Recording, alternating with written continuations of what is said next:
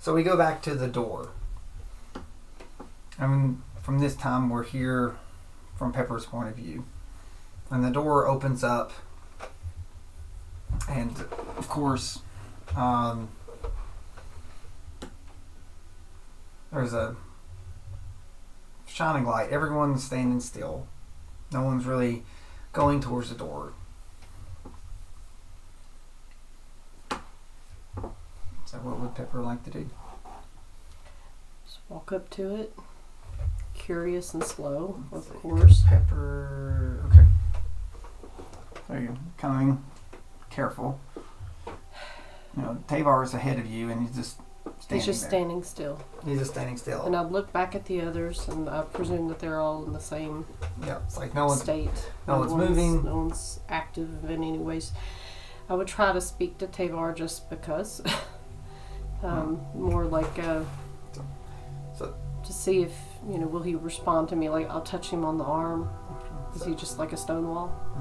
So he's just sort of there. But I will say this, being so close, when you look and he's like, there's a symbol on his chest and his hands on it, and it's like a crescent moon that's like what's on the door. So he's standing there. Oh, really? And again, when you look back at everyone, you see yourself sitting there too. Yes, you're standing and you can see yourself from all the way up here. Yeah. So I'll say that you probably noticed that pretty good.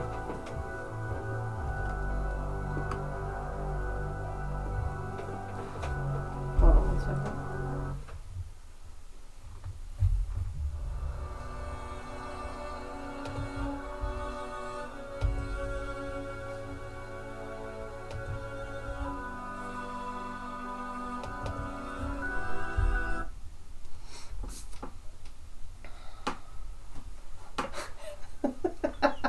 That works. I just have to look up.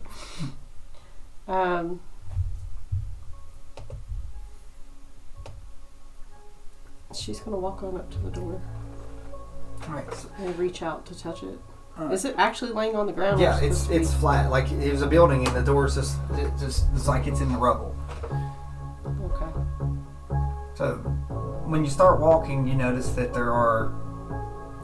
there's one of your threads on the ground, and there's like the color.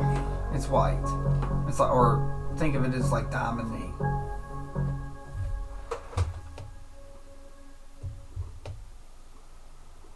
It's just laying on the ground. Okay. And of course, I can't. It's going into the space of the door. Yeah, it's going into the space of the door. Can I pick the thread up offhand? Mm-hmm. So I'm gonna pick it up and give it a little tug. So you pick it up. Gentle tug, mind you, nothing crazy. And when you do, you hear a voice on the side, and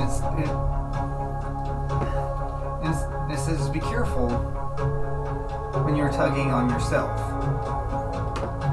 When you see this winged person standing beside of you, they're covered in feathers.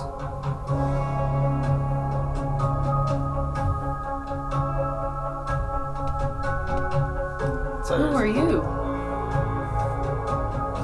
Friend. So I've been very interested in seeing how you feel about fate. The cards that you have, they belong to a dear friend of mine. And I've been hoping that someone might be able to be fated to bring them back to my friend. This is what was shared with me when I obtained these cards, was that they needed to be returned. I don't think that I'm in possession of all the facts of where they need to go yet, but I'm waiting. Well, like I said, that thread that is that you've picked up is your thread. So that the thread that I can see So are you curious about your thread? I think I've been curious about my thread before I knew there was a thread.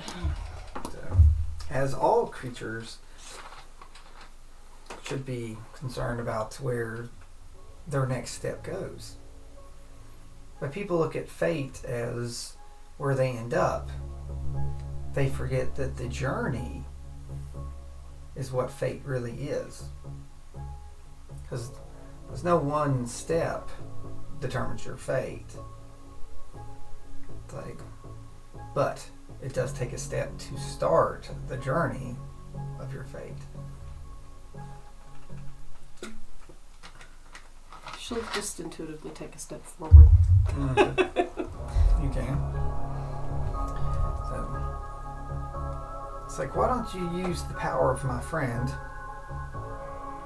and look into yourself and see where your steps could lead you. The problem with being able to see fate is that your own fate is never set because it's dictated by others' finite fate. So let's see where your fate takes you today.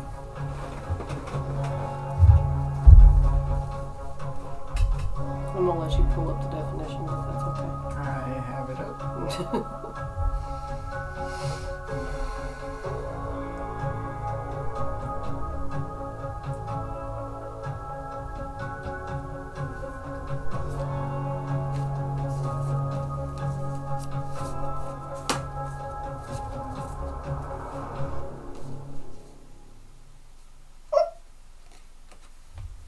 Upside down.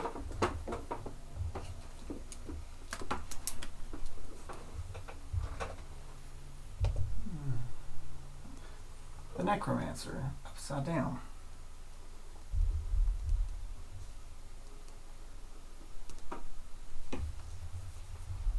The necromancer normally describes an unnatural event or unhealthy obsessions, or those that follow a destructive path. But yours is not that. I see in you someone that is guiding things naturally, understanding fate is what they're said. You're not obsessed, but you are curious, more so. And you hope to follow the path of salvation and not destruction. But not salvation for you, but for salvation for others. A very noble path that is laid out before you. A very difficult path. But is that a path that you really wish to follow? Or do you wish me to see what other fates that you have that could be? That was that step. My desire has been to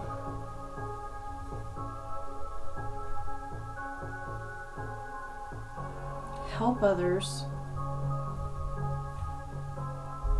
by knowledge of their fates in a way to help save Hubshine. Is it really Hubshine that you wish to save, or was it your brother? I think it started out as my brother, and it's just turned into something a little bigger, and I don't think I can save my brother anymore. Maybe you already did by guaranteeing his fate. I'll never get him back the way that I knew him. And that's what I think I originally sought.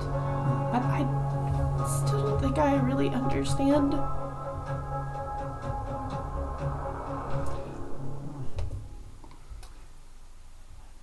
You sought the vision that what you thought he needed to be. That's me though. It's like, but in reality, you helped him become something that you truly loved and loved you. You helped him to become your grandfather. Yeah, I still don't know how that works. It's like some things are not meant to be understood. I can agree with that. Some things are meant. Some things are meant to be a mystery. Even fate can't tell you why. It's just where it was going. The when and the who and the how. But the why is always a mystery. Why don't you pull another card?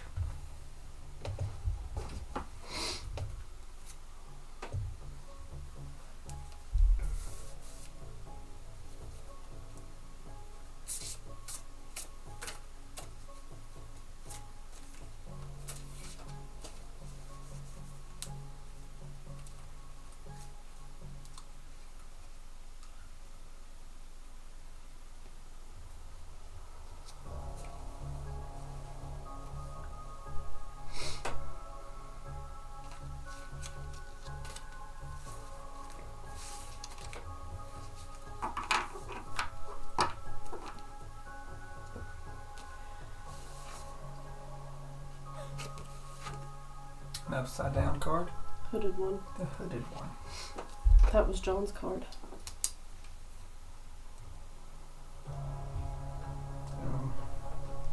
But I don't think his was upside down. Nope.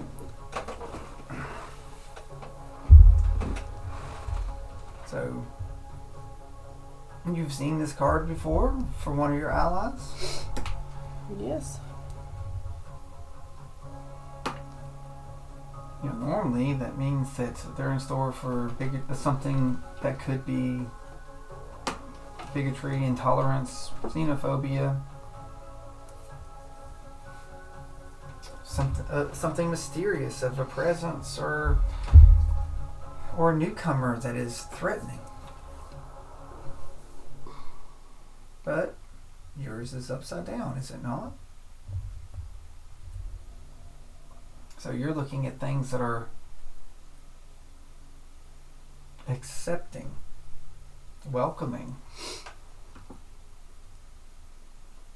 something that is old and familiar, and a presence that is known to you.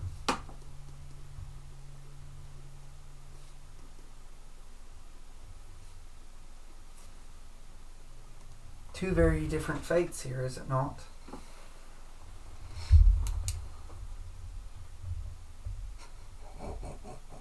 And you look down and you realize that you actually have two strings. Or you have one in each hand going through. This is.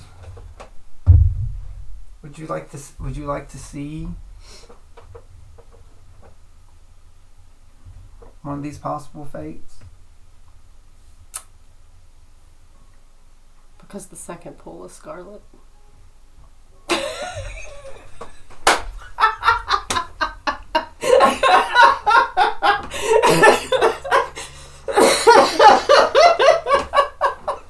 Sure. I'm sorry.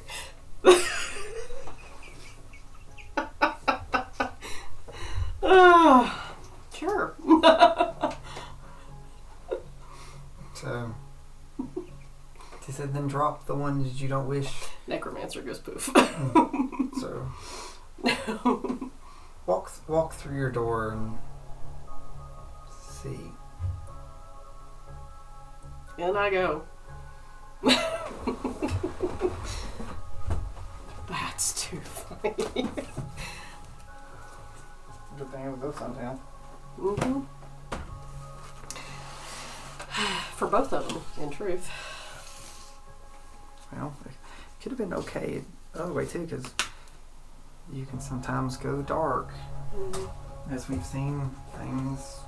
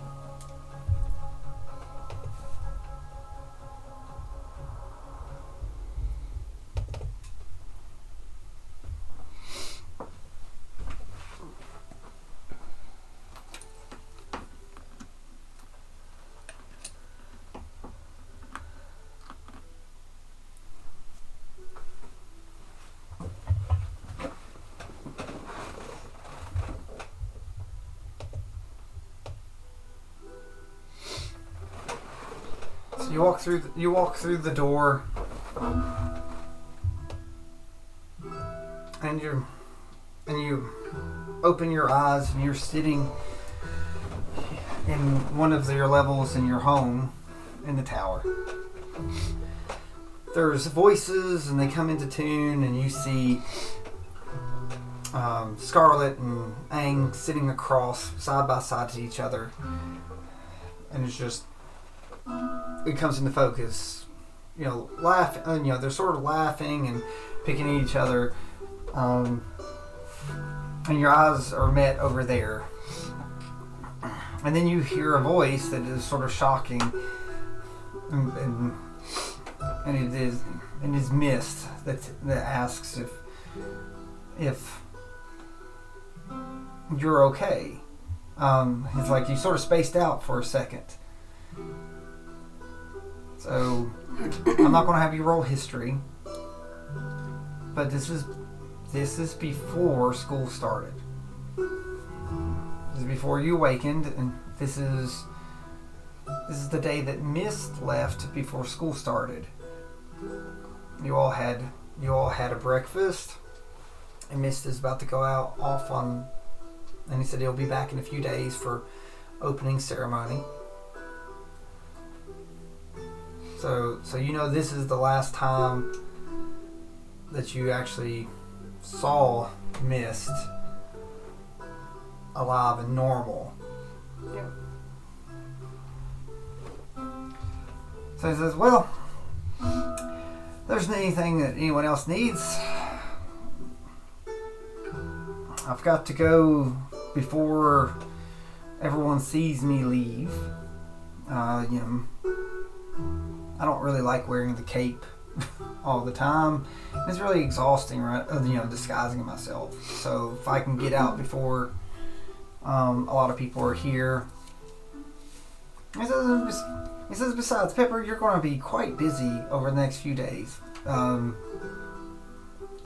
Grandpa and Grandma say that you're going to be bringing people in on the train. It's like, that's quite an honor. A lot better than me slumming around, getting some old rocks or other stuff, for Ma or Grandma and then, the headmaster.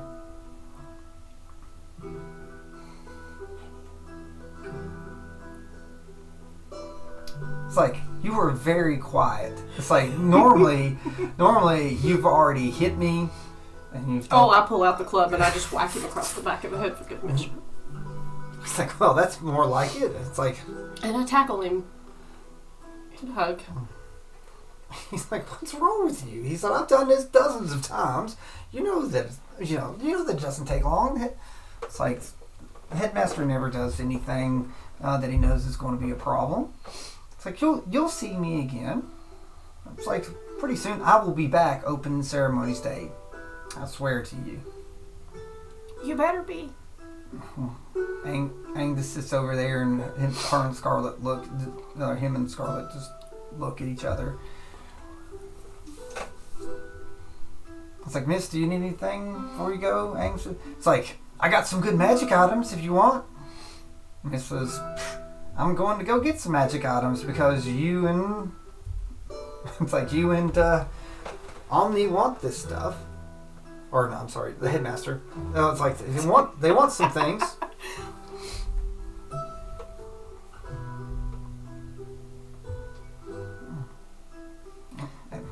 Do I intuitively know what Omni or what headmaster would look like? Do I know that he's the ball at this point? You never went to see him. No. Okay. So.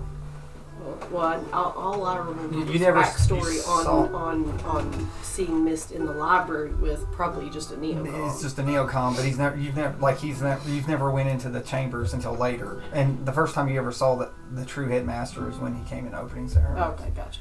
Okay. But I can't make a comment. Though. But he's been allowed. Yeah. To see and be around him. I'd say that it was a source of annoyance that he. I mean, at this point, I'm not going to show annoyance necessarily in that regard. What does he look like? So, He's very round.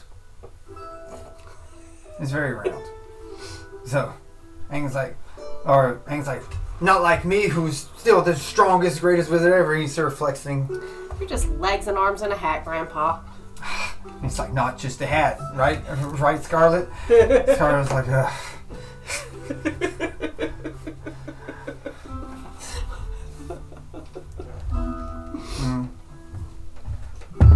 You know Scarlet's looking at you. So what's wrong, Pepper? Oh, nothing. It's like usually by this point you're ringing circles around and trying to not let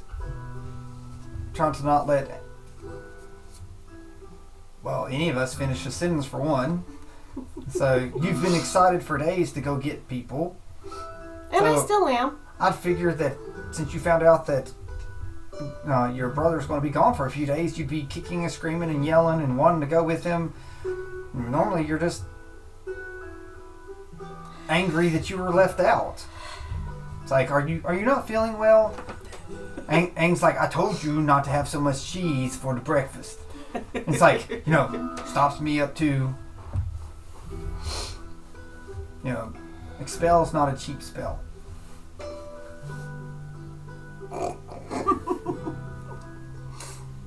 No, I'm feeling fine.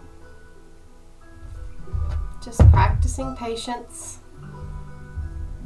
Friends. And, the club is kind of up at the ready. Not swinging, just... It's like... and then Scarlet's sort of looking at you. I feel like I need to grab her glove. Yeah, just you have to go through. Scarlet's look. I want you to do a perception check on Scarlet looking at you. Mm-hmm.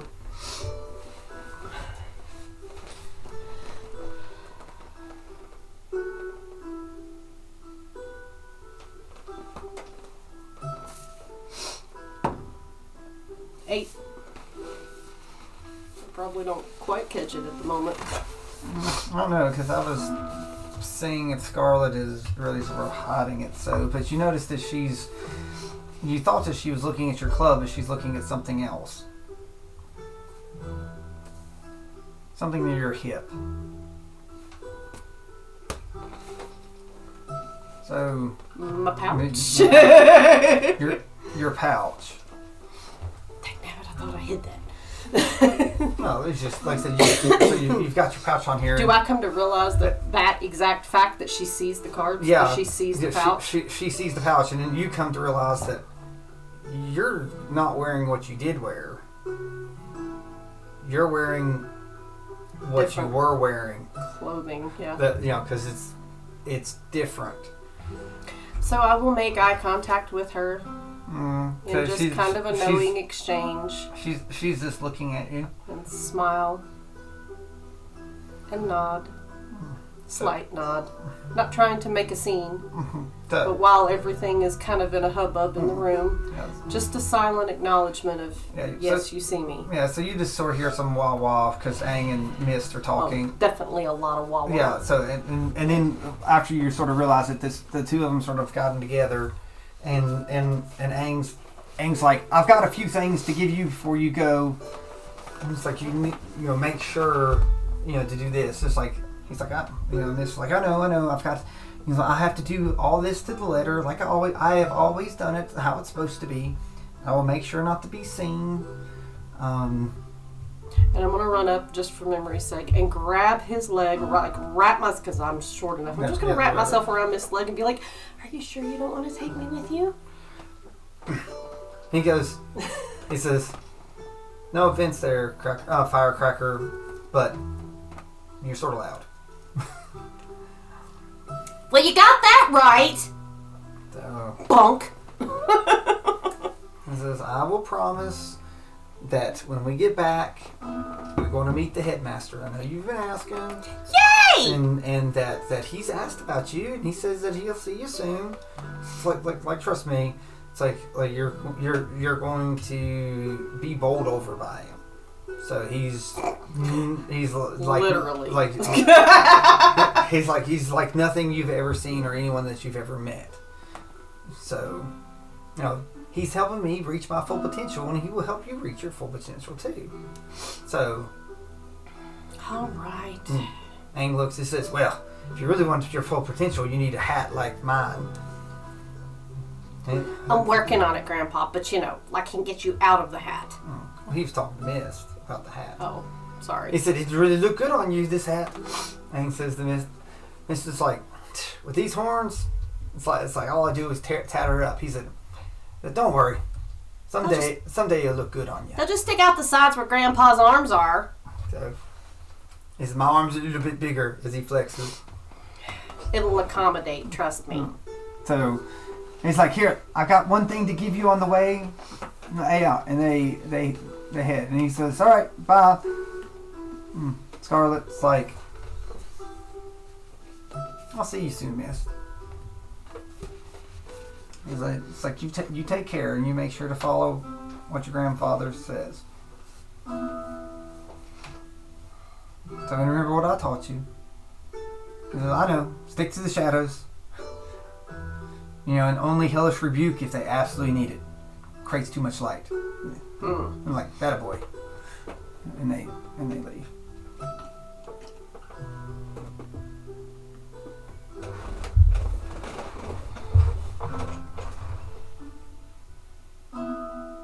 Yep.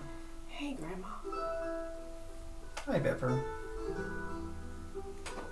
She's gonna walk over and sit on the floor at her feet. This is now, Pepper. You're not a little kid anymore now, are you? Why don't you sit beside me? Right now, I really just want to be the little kid for a little longer.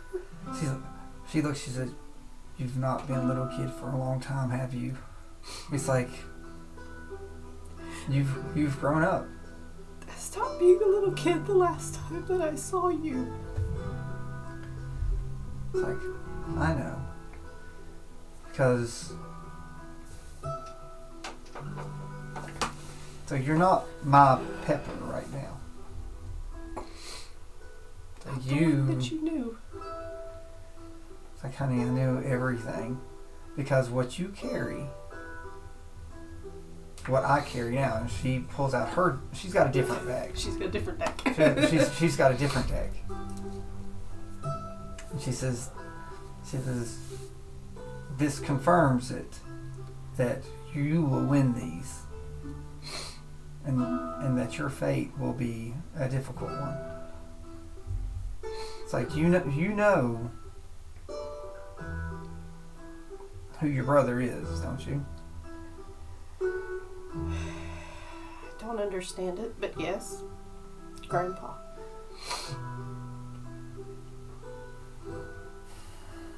It's true. I have been privileged to be in your grandpa's life now from birth to now.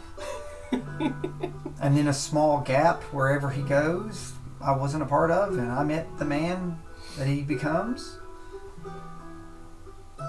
And I was there the day that the hag that I assumed you've already met, it's like, reaffirmed their deal. Can I show her what happened in the hag's den from the neocon? Mm-hmm. I want you to see this. And so I pull out the neocon, and it will replay what happens with, Aang in that moment. Yeah.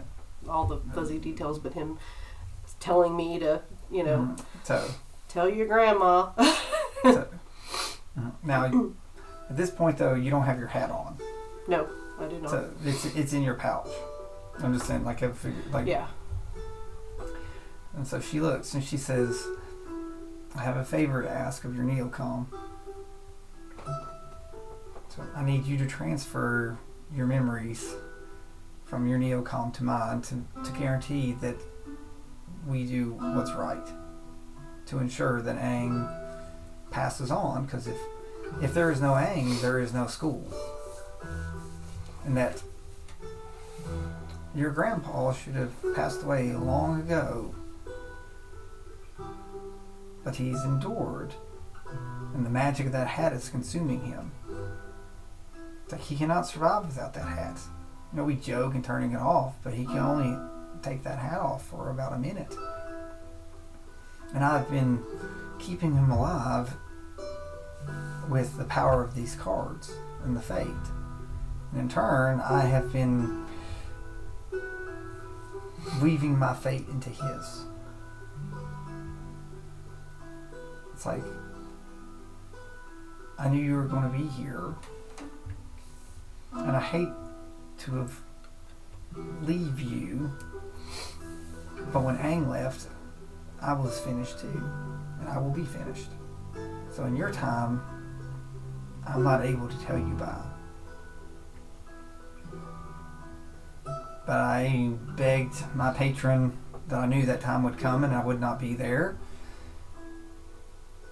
And she sent a friend to make sure you would be here, that I could actually tell you bye. You know, me and your grandfather have had a wonderful life. And nothing more wonderful than seeing you and your brother grow up. And then I know what type of man your brother becomes. One to love a completely different way. But I look forward to seeing what you become. Because, dear, your fate is not set in stone. You can become whatever you wish. But what's better is you can make sure that people become what they are meant to be. Great heroes. Or great villains. But never be mundane, because you were never meant to be mundane. It's like you were meant for great things in a little package.